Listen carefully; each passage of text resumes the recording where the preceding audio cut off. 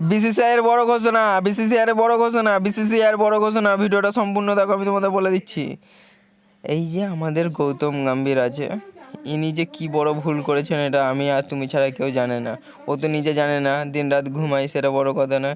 এই যে এবার এদের বাদ দিয়ে আমাদের আসছে মহেন্দ্র সিং ধোনি এবং যুবরাজ সিং। এবার ক্যাপ্টেন হবে মহেন্দ্র সিং ধোনি এবং যুবরাজ সিং। দুজনে যদি ক্যাপ্টেন আর ভাইস ক্যাপ্টেন হয়ে যায় তো তুমি ভাবো কিভাবে আমাদের ইন্ডিয়া টিমটাকে সামলাবে আমাদের মহেন্দ্র সিং ধোনি এবং যুবরাজ সিং। চলো দেখা যাক এরা কি কি বলতে চাইছেন। তো গৌতম গম্ভীর তো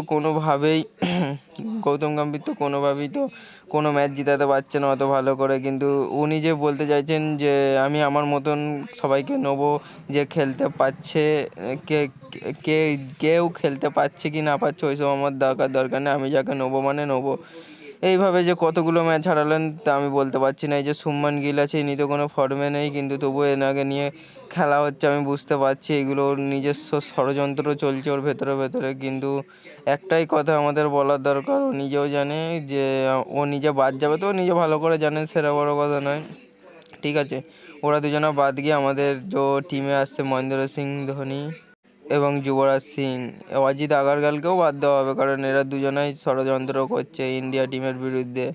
ওরা কি ভেবেছে, হ্যাঁ ওরা কি দাদা নাকি, হ্যাঁ আমাদের দাদা একজন হয় মহেন্দ্র সিং ধোনি, ও আসছে, দাঁড়াও না, তোমাদের খবর নেবে, ভালোভাবে খবর নেবে তোমাদের। হ্যাঁ এইটুকুনি আমার ভিডিওতে বলা কর্তব্য ছিল। যদি ভিডিওটা ভালো লেগে থাকে লাইক শেয়ার সাবস্ক্রাইব কিচ্ছু করতে হবে না।